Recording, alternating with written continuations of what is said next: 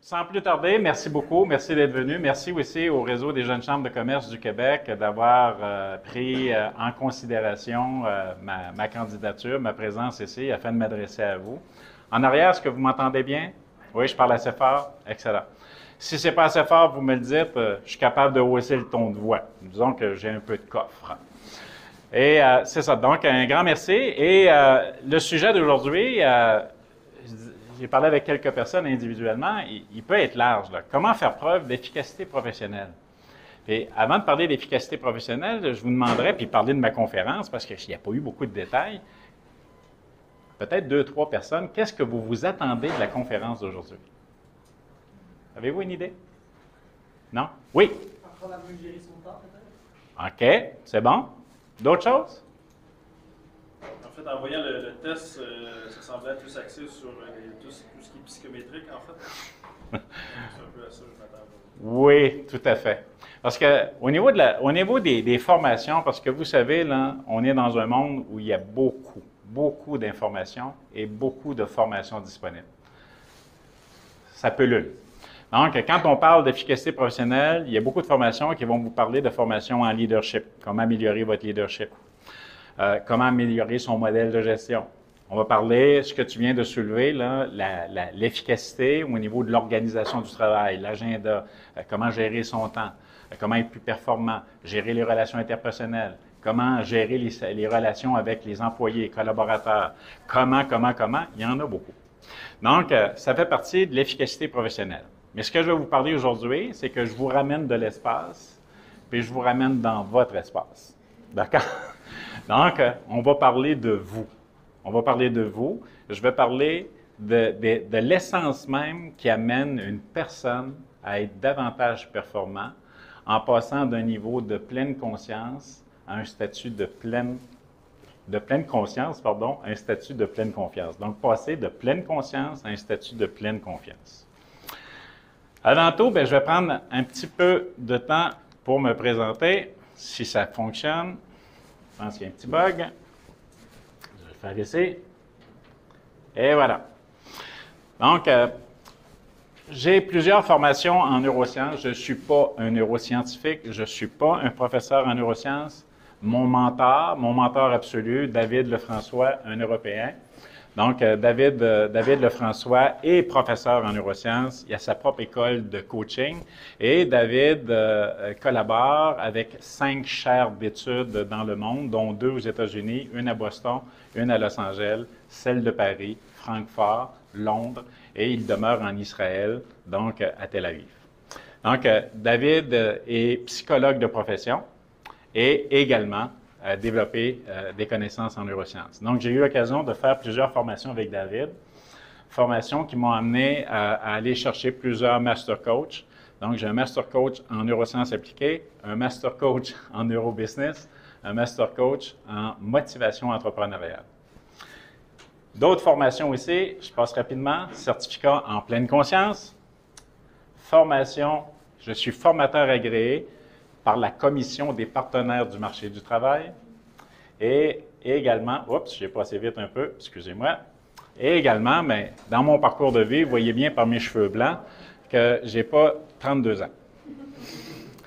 Donc, c'est ça. Dans mon parcours de vie, j'ai un parcours très atypique. J'ai fait de la politique provinciale, municipale, fédérale, impliqué dans les chambres de commerce, fédération de chambres de commerce. Je siège sur un comité à la Fédération des chambres de commerce actuellement et j'ai fait du milieu syndical. Il y a quelqu'un qui m'a mentionné tantôt le milieu syndical, patron, et oui. Donc, j'ai commencé par le milieu syndical et ça m'a appris beaucoup. C'était une école extraordinaire parce qu'on m'a appris comment négocier. Et aujourd'hui, tout le monde négocie sans exception. Nos services, nos prestations, nos conditions de travail, donc on négocie. Je passe à la suivante. Vous avez une citation de Gandhi ici que j'adore, que j'affectionne particulièrement. Donc, vous avez fait un voyage dans l'espace tantôt. Ce qu'on vous dit ici, c'est que le plus grand voyage qu'un humain peut faire, c'est pas nécessairement faire le tour du monde 10 fois, mais c'est de faire le tour de lui-même au moins une fois. Et ça, je peux vous garantir que c'est un très grand voyage. C'est un voyage qui est passionnant aussi, parce que d'apprendre à mieux se connaître, c'est d'apprendre à mieux se retrouver en société. Donc, chacune d'entre vous, vous pouvez, à certains moments de votre vie, vous retrouver en déséquilibre. Marcher comme sur un fil de fer. Pas être certain de poser un geste plutôt qu'un autre. D'avoir une forme d'inconfort. Et ici, je vais vous parler de saboteurs. Donc, dans le domaine de la psychologie, dans le domaine de la science, de la neuroscience, on va parler de messages contraignants, de drivers ou de saboteurs. C'est toute la même affaire. Donc, ce que ça veut dire, c'est que dans notre cerveau, on est conditionné par des comportements qui sont acquis et qui sont inconscients chez nous. Même, on va parler, je ne sais pas si vous êtes familier avec le développement personnel, on parle de zone d'ombre. Est-ce que vous connaissez? Avez déjà entendu parler? Non? Oui? Oui? Donc, c'est quoi l'ombre pour toi? C'est mon côté que je dois justement mettre de la lumière, que je ne suis pas capable de cerner, mais c'est ce qui est dans mon subconscient et qui mène mes actions, mais que je ne suis pas très consciente. Donc, c'est la partie de votre subconscient qui interagit sans que vous en soyez conscient. Et ça vient d'où? Ça vient de notre... Oui? Oui, vas-y. Oui. Oui, ça vient du passé. Ça vient du passé, ça vient de votre enfance. Donc, chacun de nous, sans exception. Et on a un spécialiste là, qui a identifié les principaux saboteurs chez l'humain. Il y en a 5. Dans les faits, il y en a 10, mais il y en a 5 vraiment qui sont très présents et qui interagissent chez nous. Mais ces fameux saboteurs-là, est-ce que c'est positif? Donc, quand notre subconscient, notre inconscient travaille, est-ce que c'est positif? Chaque saboteur a ses avantages et ses inconvénients. À partir du moment où on apprend à mieux se connaître à l'intérieur du voyage que Gandhi nous soulevait tantôt, à partir du moment où on apprend à mieux se connaître, donc on est capable de comprendre le volet négatif. Donc, avantages, inconvénients, ça nous permet de le connaître et de mieux gérer l'aspect négatif de notre message contraignant. Donc, d'où ça provient? De votre enfance. Les recherches scientifiques démontrent que le 5 à 7 ans, le 0,7 ans, pardon, le 0,7 ans, chez l'enfant, son cerveau est dans un état θ. Un état θ, c'est un état d'hypnose absolue. Donc, l'enfant ne peut pas faire la différence. Le bien, le mal provient des enseignements. Donc, tous les enseignements que vous avez reçus, vos parents, les amis, le milieu familial, le milieu social, économique dans lequel vous avez grandi, ont façonné la personne que vous êtes devenue aujourd'hui. Le 0,7 ans est venu créer chez vous 80% de la personne que vous êtes dans vos schémas de pensée, dans vos croyances, dans vos comportements, dans vos valeurs aujourd'hui. Donc, c'est majeur. Et ça, comme tu le disais tantôt, la petite zone d'ombre, c'est acquis. Donc, on ne s'en rend pas compte et on va adopter certains comportements sans être conscient de ces comportements-là. Donc, comment ça se traduit? Ça se traduit, des fois, on est impatient. Des fois, on cherche la perfection en faisant certaines choses. Des fois, dans notre communication, on est intransigeant. On peut être sec. On peut être très directif.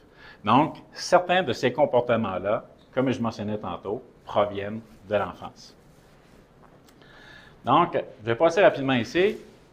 On peut atténuer les effets des messages contraignants en prenant conscience, puis en développant nos capacités puis nos attitudes afin de mieux fonctionner avec les messages contraignants.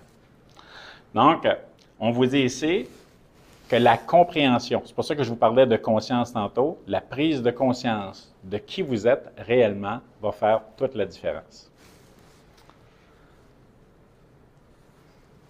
Je ne sais pas si vous aimez les images, mais elles me font rire. Donc, on revient à l'enfance, bien entendu. Bien que vos parents, je présume, étaient bien intentionnés, ils vous ont programmé. Je prends par exemple la maman qui voit son petit bambin qui a 8 mois, 9 mois, qui commence à se lever, puis là, il tombe sur ses fesses, sur sa couche. Puis la maman qui arrive à la course, puis il le prend dans ses bras, puis elle est déjà en train de transmettre un message à l'enfant que de tomber, ça fait mal, puis c'est pas permis. Imaginez les dizaines de milliers, les millions d'enseignements que vous avez reçus. Donc, chez l'humain, on va parler du système neurosensoriel. La vue, l'ouïe, le toucher, l'odorat, le goûter. Donc, même un bébé qui ne parle pas, qui n'a pas la conscience d'un adulte, est en train d'être programmé avec tout ce qu'il voit et ce qu'il sent. Je discutais avec quelqu'un tantôt, la science démontre même que le fœtus dans le ventre de sa maman va ressentir les émotions. Et nous ne sommes pas de l'intelligence artificielle. Nous sommes des êtres d'émotions. Donc, les émotions sont transmises. Quand on parle également d'ADN, nous avons un ADN chez l'humain au niveau héréditaire de certaines maladies. On sait que certaines personnes vont avoir dans leur famille des problèmes de diabète, des problèmes de cancer, qui vont être chroniques et qui vont venir à peu près dans la même gamme. Donc, au niveau du comportement, les fameux saboteurs, on a un ADN comportemental et on peut monter jusqu'à 7 générations en arrière. Vos parents vous ont éduqué avec ce qu'ils ont reçu de leurs propres parents, des grands-parents, et on monte ainsi de suite. Donc, c'est là l'importance de prendre conscience de qui vous êtes réellement et de vous détacher, un tant soit peu, d'enseignements qui vous ont été transmis en toute bienveillance, mais qui, dans une époque passée, 200 ans passés, étaient appropriés, mais aujourd'hui, dans l'économie et la société que nous vivons, n'ont peut-être plus nécessairement leur place. Donc, c'est là où c'est important de faire la différence. Les 5 saboteurs. Et voilà. Des questions jusqu'à date? Je ne suis pas trop plate? C'est intéressant? OK, c'est bon? Si je parle tout seul puis vous vous endormez, là, j'ai un problème. Là. Donc, c'est ça. Ce sont les 5 principaux saboteurs qui vont revenir, qui vont vous impacter dans votre vie de tous les jours. Et vous avez un psychologue américain qui s'appelle Tabby Keller, et lui, il a identifié, et il parle également de communication transactionnelle. Donc, chacun de ces saboteurs-là, de ces messages-là, inconsciemment, nous amène à adopter un comportement. Et ce comportement-là, je suis en train de communiquer avec vous. Donc, si je suis, par exemple, dans le soifard. Le soifard, c'est la personne qui va être droit comme un piquet. C'est la personne qui est très confiante, qui est très directive, et c'est une personne qui va avoir tendance à travailler seule. C'est une personne qui a de la difficulté à faire confiance aux autres. Donc, si je suis dans une posture comme celle-là, je n'ai même pas besoin de parler. Le soifard, c'est quelqu'un qui est moins souriant, qui est moins expressif, qui est moins communicatif et qui va avoir tendance à être plutôt froid. Pas le côté chaleureux de moi qui passais tantôt à saluer pratiquement tout le monde en arrivant. Donc, moi, je suis plutôt gentil. Donc, ça me fait plaisir. Ça, c'est ma nature. Donc, vous voyez, sans même parler, nous sommes en mode communication transactionnelle. Et là, vous êtes des personnes, je crois, des gestionnaires en entreprise, des propriétaires d'entreprise, des professionnels ou de futurs professionnels et propriétaires d'entreprise. Donc, de mieux se connaître soi-même, c'est aussi apprendre à mieux travailler avec d'autres personnes dans les équipes de travail et comment optimiser le potentiel des personnes qui peuvent être très bonnes dans un rôle, mais quand le mode de communication n'est pas établi de la bonne façon, à ce moment-là, on ne se rejoint pas. Et il y a des profils saboteurs qui sont opposés. Donc, j'arrive avec le soifard. Et avant de commencer avec le soifard, je dois vous dire, et là, je vais vous donner l'interprétation d'un saboteur. J'imagine que François, ici, là, il y en a un là, qui est à 33, supposons le fait plaisir. Puis François, il a le fait plaisir, mais il y a le soi parfait aussi qui est à 27. Donc, il va y avoir une interrelation entre les messages contraignants. Et là, ça risque de compliquer puis de faire une belle sauce à spaghetti très piquante. Donc, je vais vous donner le trait pour un seul. Les vidéos que vous allez suivre si vous avez pris l'abonnement, là, puis bon, vous allez avoir d'autres matériels qui vont être plus explicites. D'accord? Donc, le soifeur, dans son enfance, ce qu'il a entendu, c'est ne pleure pas. Genre, hey, mon homme, un garçon, ça pleure pas. Donc, sois fort. Arrête de te plaindre. Bouge-toi. Grouille-toi. Avance. OK? Donc, c'est une forme de rigidité, de fermeté que l'enfant va entendre. Et il va grandir avec cette forme de rigidité-là et ça va se transposer dans ses actions. Et un peu plus loin, tantôt, je vais faire le lien avec le monde du travail. D'accord? Donc, une implication du message contraignant avec les relations environnementales. Donc, là-dedans, dans le sois fort, avantages, inconvénients. Dans les avantages, le sois fort, là, les sois forts pendant la crise pandémie, là, ils étaient comme du roc. Ils étaient là, ils ne bronchaient pas. Ça ne faisait pas le bonheur là, d'avoir l'économie arrêtée. Là. Mais le propriétaire d'entreprise était là, puis on pouvait compter sur lui. Donc, c'est quelqu'un qui est fidèle au poste, qui est fidèle au combat, qui a une énergie, puis une stature et une posture avec beaucoup de fermeté, que les gens peuvent dire hey, « Wow! On le suit celui-là, c'est un leader. » Donc, dans les inconvénients, c'est une personne qui ne démontre pas ses émotions. C'est une personne qui refoule ses émotions à l'intérieur, qui a de la difficulté à s'exprimer, à partager et à parler à d'autres personnes de ses ressentis. Donc, c'est une personne qui va s'exposer dans des situations, je vous parlais de la situation COVID, vous savez que les psychologues, les psychothérapeutes du Québec sont débordés, puis qu'il y a beaucoup de propriétaires et de gestionnaires en entreprise qui sont là. Donc, les sois forts, là, c'est une zone de vulnérabilité très grande pour eux. Et, bien entendu, dans un mode de leadership en entreprise, le sois fort a plutôt tendance à travailler seul. C'est dans sa nature, parce que ça ne va jamais assez loin, puis c'est jamais assez fort. Donc, il a tendance à s'isoler puis travailler seul. Donc, les personnes qui veulent faire partie d'une équipe, ils le regardent, ils peuvent dire, mais écoute, ils nous rejettent. Donc, il y a une interprétation qui peut ressortir. D'accord? Et on va reconnaître les expressions. C'est le genre de personne qui va vous dire, peu importe, bof, on va de l'avant, on avance. Donc, c'est le genre d'expression que cette personne-là va avoir. Le fait plaisir, les bras grands ouverts, tout comme moi tantôt quand vous rentrez. Donc, le fait plaisir, dans son enfance, se faisait dire, bien, sois gentil, fais plaisir à maman, OK? Partage tes jouets avec ta petite sœur, avec le voisin, la voisine, sois généreux. Ou encore, bien, si tu ne fais pas ta chambre, si tu ne donnes pas un coup de main à la maison, bien, le Père Noël ne passera pas cette année. Donc, il grandit là-dedans et ça vient conditionner son état d'esprit, son comportement et les compétences qui vont s'y connecter. Donc, dans les avantages, c'est une personne qui a un très grand sens social. C'est une personne, vous savez, là, le genre de personne à qui tout le monde aimerait parler puis avoir comme ami, puis raconter. Je ne sais pas pourquoi je te dis ça, je ne sais pas pourquoi je te confie ça, mais c'est une personne qui a une grande capacité d'écoute, une grande capacité de communiquer avec d'autres personnes. Donc, on va s'attarder à ce type de personnes-là pour connecter, pour socialiser. Les inconvénients, c'est la personne qui est dans le « oui ». Elle a de la difficulté à dire non. Elle a de la difficulté à dire non. C'est une personne qui va être... On n'aura même pas besoin de lui demander un service. Elle va se proposer pour prendre un service. Elle va se proposer pour travailler. Donc, très généreuse de sa personne. C'est une personne qui, foncièrement, a besoin d'amour, d'affection des gens autour d'elle.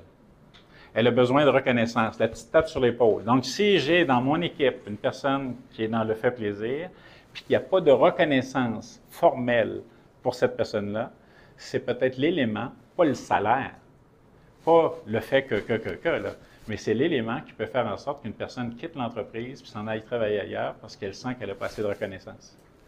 Et comme elle est dans le fait plaisir, elle ne veut pas décevoir, elle n'ira pas voir son patron pour dire « Boss, j'aimerais ça avoir un petit bonus ou tu me dises que je fais bien mon travail. » Mais elle ne veut pas décevoir, donc elle a peur de faire de la peine, elle ne le dira pas.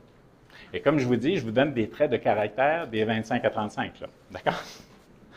Donc, c'est ça. Et c'est la personne que vous allez voir dans son langage, c'est « merci beaucoup, ça me fait plaisir ». Vous devez entendre ça, ça me fait plaisir. Là. Donc, déjà, on a une notion que cette personne-là, le fait plaisir est présent chez elle. Hop, j'ai dessus sauté un. Non, c'est bon. Le soi parfait. Le soi parfait, le plus que parfait. Donc, dans son enfance, le message que cette personne-là entendait, il arrive de l'école, tout heureux d'avoir un 17 sur 20 sur son bulletin, et son papa lui dit « Tu aurais pu avoir 18. » Oh, wow! C'est la personne qui joue au hockey et qui rentre, et son père lui dit « Mais écoute, tu as bien joué, mais regarde, tu as échappé la rondelle, puis ça a donné un but à l'équipe adverse. » Il vient d'en compter 2 buts dans sa game. Donc, c'est la personne qui est conditionnée à toujours faire mieux, à être plus que parfait. Donc, ça se traduit chez des personnes, personnellement, là, moi, là, et je l'ai fait aujourd'hui, là, le PowerPoint, là, c'est pas moi. Le PowerPoint a été fait à l'image que j'ai demandé, mais le PowerPoint a été fait par quelqu'un qui est dans le soi parfait. Donc, les détails, si vous voyez sur mon écran, là, les détails, tout est là. Donc, il est dans le parfait. Dans la perfection, c'est ce qu'il recherche tout le temps. Ce que ça amène comme inconvénient, il y a de la précision, il y a de la qualité, de la très grande qualité. L'inconvénient, c'est une personne qui va avoir tendance à se voir et se revoir 2-3 fois dans son travail. Va rallonger les processus sur les livrables. Va rallonger, on va dire, certaines personnes vont dire, il est donc bien taponné. Donc, ça y prend donc bien du temps, mais c'est dans son ADN. Il est comme ça. Et pourquoi il est comme ça? Foncièrement, le soi parfait, avec ce que je vous disais tantôt, parents, enfance, il a peur de la critique, il a peur du jugement et du regard externe. Et quand il reçoit une critique, même constructive, il va avoir tendance à la prendre personnelle, ça va le blesser. Donc, c'est pour ça qu'il se met dans le soi parfait. Et il y a des moyens, bien entendu, de corriger la situation. Et c'est la personne qui va dire dans ces expressions, il faut bien, là. OK, je dois faire ça, là. Donc, on doit le faire. Donc, c'est ce qui va ressortir. Dans le dépêche-toi maintenant, on n'a pas le temps. On n'a pas le temps. Ou encore, dans le dépêche-toi, c'est l'enfant qui se fait dire, mais écoute, tu fais ton tort à l'école, bouge-toi. OK, ça va pas assez vite. On est en retard sur notre projet. On n'avance pas assez vite. Donc, ça va l'amener et le conditionner à faire toujours plus, plus, plus, plus. Dans les avantages, c'est une personne qui a une très grande capacité de réalisation.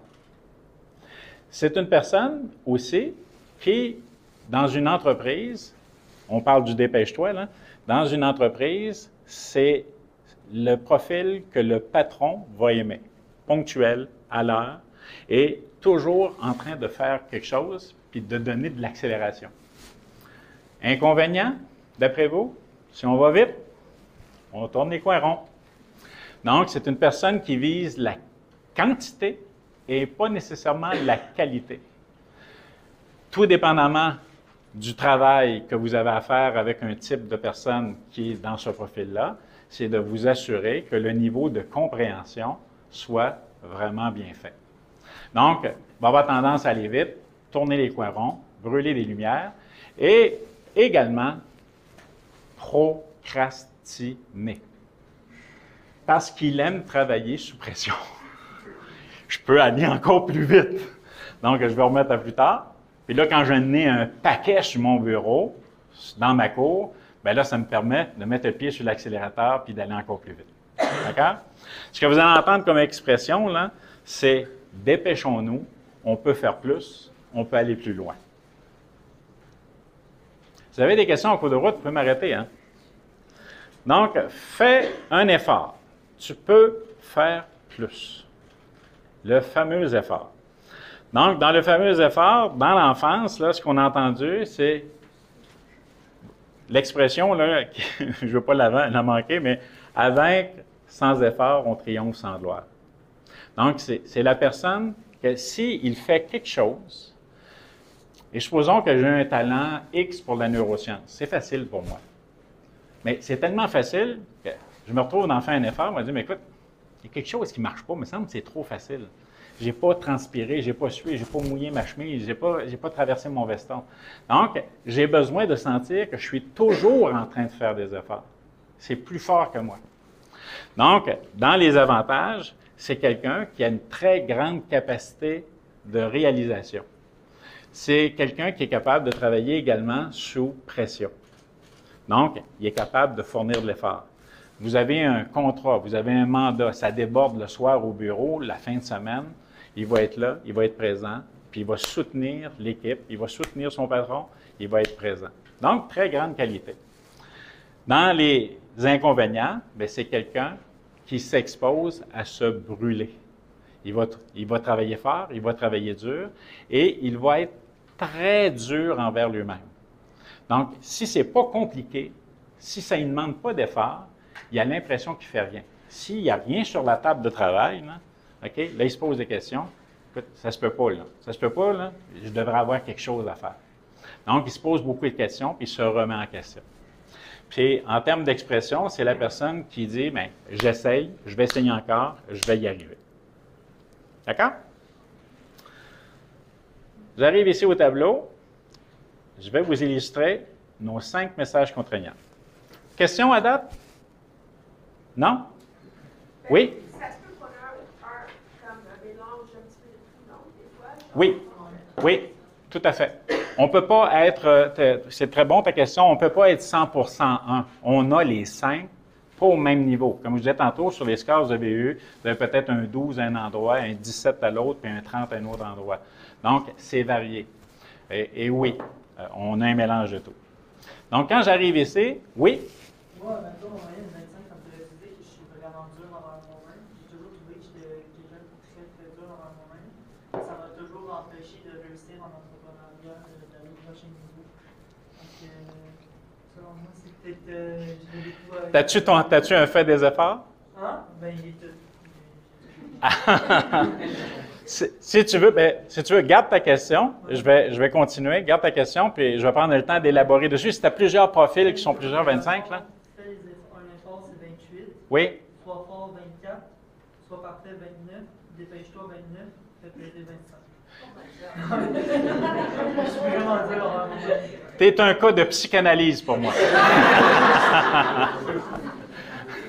J'adore travailler avec des personnes qui ont des profils comme le tien. Mais écoute, si tu veux, on pourra même en parler après tantôt, mais retiens ta question pour la fin. Retiens ta question pour la fin. Mais c'est très, très intéressant. Quand j'arrive ici, là, sur le quadrilatère, je vous présente 3 postures au niveau des saboteurs.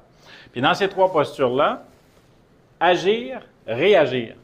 Donc, vous voyez les 2 profils en haut, donc le soi parfait puis le fait plaisir, sont dans l'action. Tandis que le dépêche-toi puis le sois fort, sont dans la réaction. Action-réaction, action-réaction, tandis que les autres, ils sont dans l'action. Ils prennent le temps d'analyser, de regarder, de voir les choses, puis de se mettre en action au lieu d'être en réaction. Quand on arrive avec les 2 de l'extrême gauche, vous avez des personnes qui fonctionnent très bien en société, en collectivité. Ils aiment se retrouver avec du monde. Et quand j'arrive avec les 2 autres, c'est des personnes, bien qu'elles soient capables de travailler avec du monde, préfèrent travailler toutes seules. Donc, elles ont une force, une capacité de pouvoir produire. Et comme le soi parfait a de la difficulté à déléguer puis n'aime pas la critique, donc il va avoir tendance à concentrer sur lui-même les actions et la production qu'il a à faire. Et quand j'arrive ici, j'ai des opposés. Donc, c'est sûr que la personne qui est dans le soi parfait, le souci du détail, la réalisation, tandis que le dépêche-toi, je vous disais tantôt, tourne les coins ronds. Ce sont des profils opposés. Donc, les 2 vont se taper sur les nerfs, instinctivement. Donc, si on ne prend pas soin d'établir un bon canal de communication, on peut avoir 2 très bonnes personnes dans une entreprise, mais le canal de communication est mal établi, clique un à côté de l'autre. Et là, je n'ai pas la petite flèche avec les 2 autres, là. Ça reste à corriger, mais dans le fait plaisir puis le soi fort, c'est 2 profils opposés aussi. Parce que le fait plaisir tente de faire plaisir à tout prix. Puis c'est quelqu'un qui va être ambivalent. Donc, il ne veut pas déplaire à lui, il ne veut pas déplaire à lui, il va être comme la couleuvre, il va passer entre les chaises, entre les meubles. Puis l'autre est dans... Il faut que ça bouge, là. Donc, puis, il n'est pas dans l'émotion. L'émotion, il la refoule en dedans de lui, puis tandis que le fait plaisir est full émotion. Donc, ce sont des profils opposés. Ça ne veut pas dire qu'il y a une incompatibilité de travailler ensemble. Il faut développer son niveau de conscience. Comment on travaille ensemble? D'accord? Donc, comment transformer ces messages contraignants, ces fameux saboteurs? Donc, comment transformer les messages contraignants en messages encourageants? Et ça commence par la façon dont vous vous parlez vous-même. L'être humain n'a pas besoin de se faire critiquer, il est capable de faire une job extraordinaire de lui à lui. Ah ça, là, on est des champions. Donc, on est des champions, puis je reviens avec les fameux messages que vous avez entendus quand vous étiez enfant. Ils sont dans le subconscient, ils tournent, puis ils arrivent comme ça, ils pop. Donc, pour quelqu'un qui est dans le choix fort, bien, on peut changer le message. Quand vous étiez à l'école, je vous ramène à votre première année de scolarité. Quand vous avez appris à faire la lettre A, B, OK? Vous avez appris. Vous l'avez fait combien de fois avant de l'imprégner? Quand on vous a donné les tables de calcul, je te demande 1 plus 1, ça donne 2. OK? Pas besoin de sortir une calculatrice, on le sait. Donc, c'est imprégné dans votre cerveau. Les messages contraignants, les saboteurs sont imprégnés dans votre cerveau. L'idée ici, là, ce que je vous lance, puis quand vous allez voir les capsules vidéo, si vous êtes abonné, là, c'est de changer les messages, puis de faire une réimpression dans votre cerveau, dans votre esprit, pour compenser les messages que vous avez entendus par de nouveaux messages. Donc, je disais à quelques personnes tantôt qui arrivaient là, un peu plus tôt, parce que l'astronaute vous retenait en haut, c'est apprendre à désapprendre pour mieux apprendre. Donc, tant que vous ne désapprenez pas, oui, 2 minutes? Oh mon Dieu, il va falloir que j'accélère. Donc, tant que vous n'apprendrez pas une autre manière de faire, vous allez rester sur le pilote automatique. Donc, je vais passer rapidement. Et j'ai offert à Camille de la RGCCQ, donc j'ai offert à Camille de disponibiliser le PDF. Donc, si vous le voulez, OK, on va s'organiser avec Camille, puis les acétates que je passais assez vite, là, je devrais dire les diapos, que je passais assez vite. Vous voyez que j'ai vraiment mes cheveux blancs, hein? Donc, rapidement, de connaître vos messages contraignants, c'est corriger votre posture envers vous, puis votre posture transactionnelle, communicationnelle avec les autres personnes. C'est aussi améliorer votre niveau de communication. Le canal de communication va changer complètement dans vos relations, dans la compréhension des autres. Appréhender les relations interpersonnelles, puis je vous dirais, ça va vous permettre de développer votre intelligence émotionnelle. Et finalement, de gérer efficacement toutes les situations qui peuvent être conflictuelles et même à quelque part, avec ce que je vous mentionnais tantôt, éviter des conflits parce qu'on a un problème de compréhension. J'arrive ici, je l'adore celle-là. Régulièrement, je dis que chaque être humain est prisonnier de son corps, prisonnier de sa tête. Donc, les gestes que vous allez poser vont vous permettre d'avoir une prison, peut-être sans barreaux, mais une prison dans laquelle vous allez être bien et serein de vivre. Donc, les 4 étapes pour se libérer de ces messages contraignants, je les passe en rafale, c'était le dernier point. Identifier les messages contraignants. Donc, vous avez fait le test. À partir du test, c'est identifier qu'est-ce que vous devez mettre en place. L'être humain ne peut pas tout changer d'un bloc. J'essaie d'arrêter de fumer, j'ai décidé d'arrêter de boire, de me mettre au gym, de ne plus manger de dessert, puis là, j'en passe. Là. Si je me demande trop, le cerveau est fait pour être dans la légèreté, dans le bonheur et dans la joie. Quand je m'en demande trop tout d'un coup, ploc, ça s'éteint. Donc, l'idée, je vous partage une petite stratégie toute simple, c'est la stratégie, je vous donne l'équation, vous pouvez le retenir dans votre tête. L'équation, c'est P multiplié par S égale B. P pour petit, multiplié par S souvent, égale beaucoup. Les champions olympiques font quoi? Ils s'entraînent, ils s'améliorent de jour en jour et ils développent leurs muscles et leurs compétences. Donc, l'idée ici, c'est de développer vos compétences qui sont dans votre subconscient et de les transformer en compétences positives et constructives pour vous. Donc, et bien entendu, se donner des permissions, et n'ayez pas peur de vous donner une petite tape sur l'épaule, de vous regarder dans le miroir et de dire « Je m'aime comme je suis ». Merci d'avoir pris de votre temps pour regarder cette vidéo sur mon atelier conférence et fort probablement d'avoir complété également le profil sur les saboteurs. À ce moment-ci, j'ai une proposition à vous faire, mais avant de vous faire ma proposition, je vous dirais, imaginez-vous de vous retrouver dans une situation où chaque décision que vous prenez vous rapproche un peu plus de vos objectifs, où vous avez le sentiment profond de pouvoir vous accomplir pleinement, sans frein, et d'avoir la capacité de développer le plein potentiel qui sommeille en vous. Vous savez, les fameux saboteurs sont issus de notre enfance, comme vous avez pu voir dans l'atelier.